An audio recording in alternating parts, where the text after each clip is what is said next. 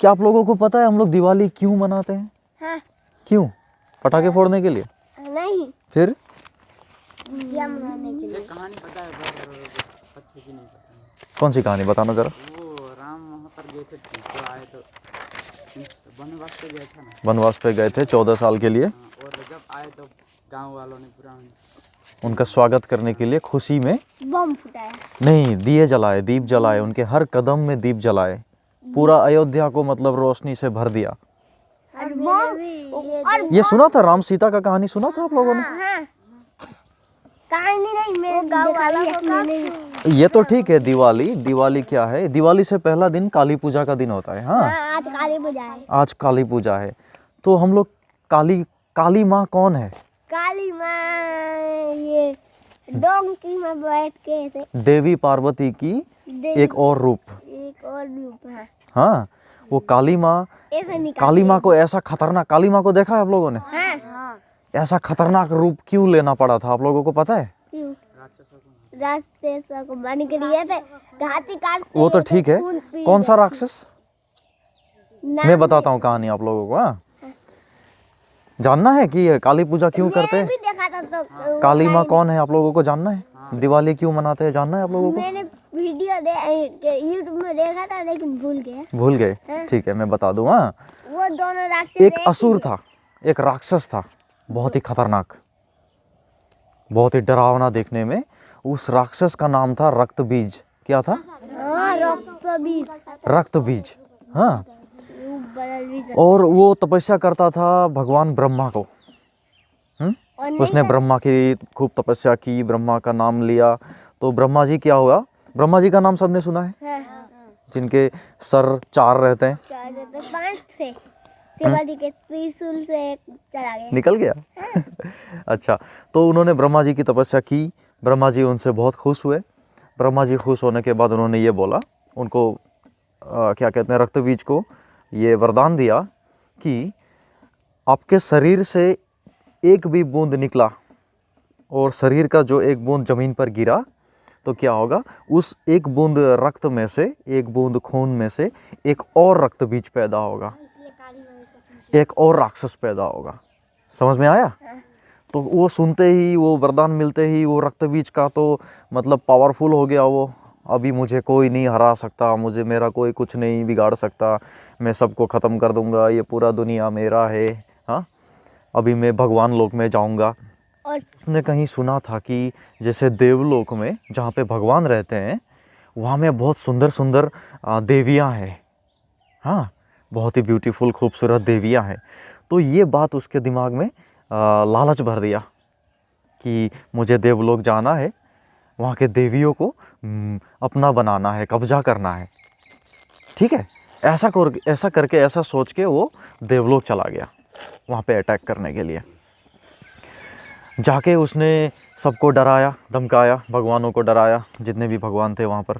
भगवान ने उसे अटैक करने की कोशिश की, मारने की कोशिश की, पर कोई फ़ायदा होता नहीं होता है ना, वो तो बहुत ही शक्तिशाली है। तो हैरान होकर, लड़ाई में हार कर, डर के मारे वो सारे देवी देवताओं सब भागने लगे शिव जी के पास, कैलाश में। हाँ, शिव जी कहाँ रहते हैं? कैलाश पर्वत में रहते हैं। तो शिव जी के पास पहुँचे वो लोग, हे महादेव हमें बचाओ, हे शिव शंकर हमें बचाओ, हे भोलेनाथ हमारी रक्षा करो। ऐसे करते करते सभी पहुँचे। तो भागता हुआ देख के वो तो, उसको तो मज़ा आ रहा है, वो हंस रहा है, पर देवियों को पाने की जो लालच है, वो देवियों के पीछे पीछे वो भी भागता भागता कैलाश की ओर जाने लगा।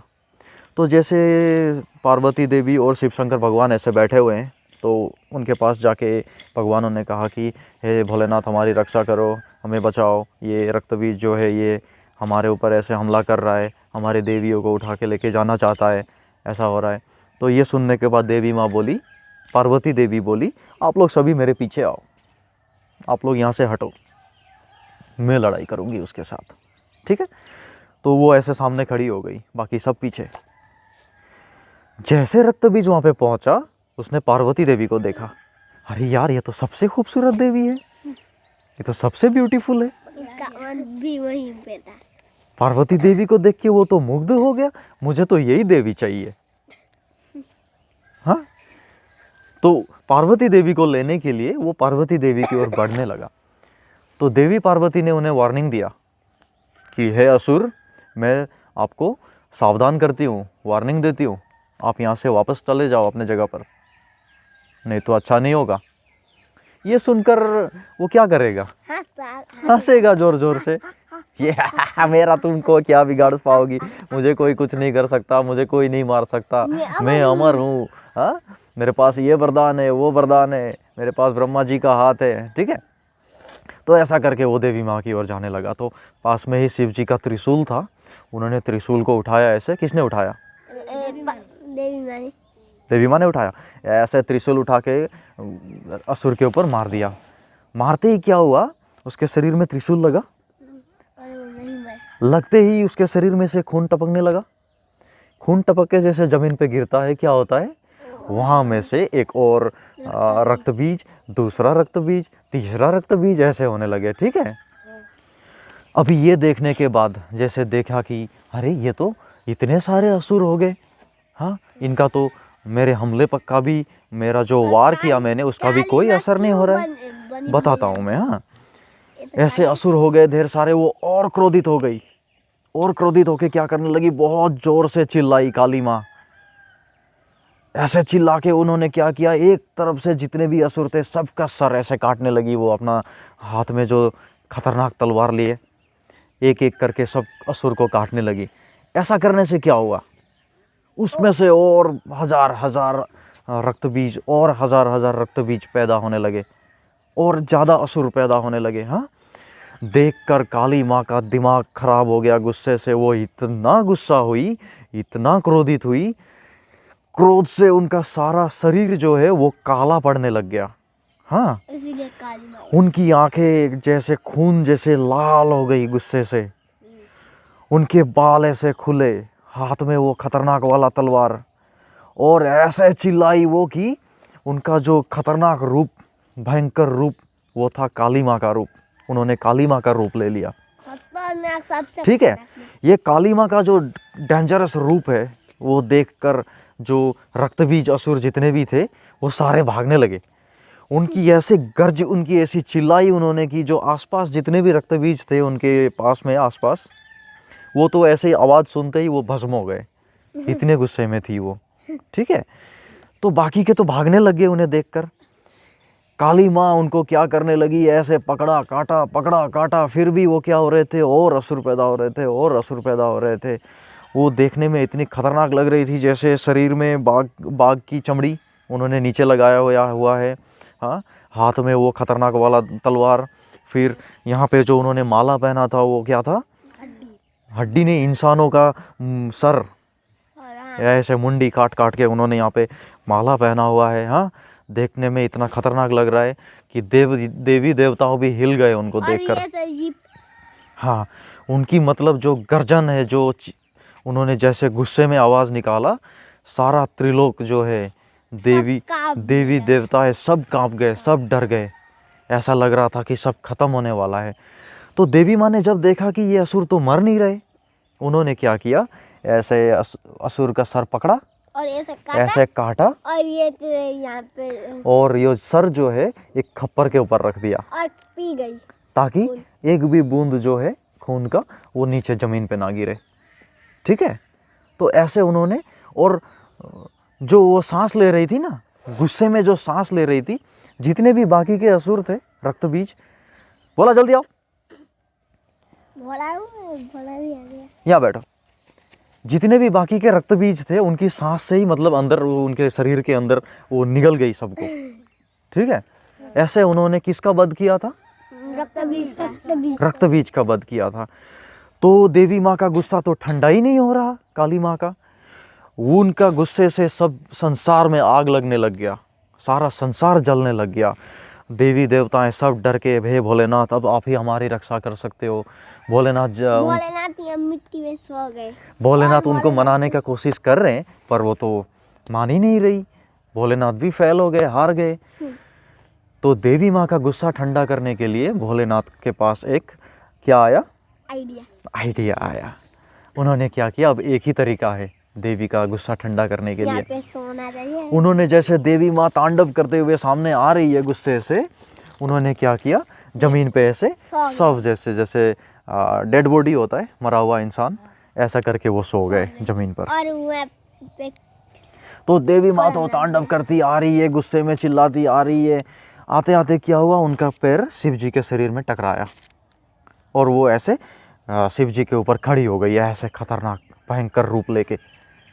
जब उन्होंने नीचे देखा, वो उनको देखने को मिला, यार ये तो जिन्हें मैं पूजती हूँ, जिनकी मैं पूजा करती हूँ, जो मेरे पति हैं, उनको मैं ऐसे पैर के नीचे दबाए खड़ी हूँ। ये देखकर तभी जाके उनका दिमाग शांत हुआ, उनका गुस्सा ठंडा हुआ। और जीभ भी लंबा हो गया। समझ में आया आप लोगों को? तो उसी दिन काली माँ ने, मतलब देवी पार्वती ने ऐसा भयंकर काली माँ का रूप लिया था। उसी दिन हम लोग काली पूजा करते हैं, वो काली माता का पूजा करते हैं। समझ गए? और जैसे कि राम और लक्ष्मण, ये लोग वनवास गए 14 साल के लिए, है ना। सीता मैया भी गई थी साथ में। तो सीता मैया को क्या किया, रावण ने ले गया। रावण किडनैप करके ले गया लंका। तो उन्होंने जाके वहाँ पे रावण के साथ लड़ाई की, रावण को मार डाला, रावण के ऊपर विजय प्राप्त किया उन्होंने। रावण को हराकर वो जैसे 14 साल वनवास काटने के बाद अयोध्या लौट रहे थे, तो अयोध्या के लोग श्री राम को भगवान की तरह पूजा करते थे। वो बहुत ही नहीं, वो इंसान थे हमारे जैसे, रूप दिया था इंसान का। ये उन्होंने इंसान का अवतार लिया था। पर विष्णु बन के नहीं, विष्णु राम रूप, बन के। हाँ, राम बन के विष्णु जी ने अवतार लिया था। तो वो भगवान जैसे पूजा करते थे वहाँ के लोग श्री राम भगवान को। तो इतने साल वनवास काटने के बाद, 14 साल बाद जब श्री राम भगवान लौट रहे हैं अपने गांव में, अयोध्या में, तो उनकी स्वागत के लिए उन्होंने जो विजय प्राप्त किया लंका में, जो सीता मैया को उन्होंने वहाँ से ले आए, तो इसी खुशी में राम भगवान का स्वागत करने के लिए उन्होंने पूरे अयोध्या में दिए जलाए। सभी लोगों ने दीप जलाए, उनके कदम कदम में रोशनी से भर दिया, उनकी पूजा की। तो यही परंपरा जो है, इसी को हम लोग क्या कहते हैं, दिवाली कहते हैं। और बम भी फोड़ते हैं। तभी हम लोग दिवाली में क्या करते हैं, हम सभी के घर में दिए जलाते हैं, रोशनी से भरते हैं, है ना। सारे घर को रोशनी से सजाते हैं, इसी खुशी में कि सिया राम भगवान वनवास काट के अपने गांव आए थे। उसी परंपरा को आज तक मनाया जाता है। और उस परंपरा को, उस फेस्टिवल को हम लोग कौन से नाम से जानते हैं? दिवाली के नाम से। तो आप लोगों को समझ में आया हम लोग दिवाली क्यों मनाते हैं? हम लोग काली माता की पूजा क्यों करते हैं? काली माता ने ऐसा रूप क्यों लिया था? समझ में आया? वो जो राक्षस था, उस राक्षस का नाम क्या था? क्या था? रक्त बीज। आपको पता नहीं होगा, आपको पता नहीं होगा, और कौन? मुस्कान को पता नहीं होगा, क्योंकि आप लोग लेट आए ना। हमने तो मजे से कहानी सुनी, है ना। मजा आया। कल से भी लेट आओ और मजा आएगा। ठीक है, ठीक है खुशबू। तो दिवाली के बारे में हम लोगों ने जाना।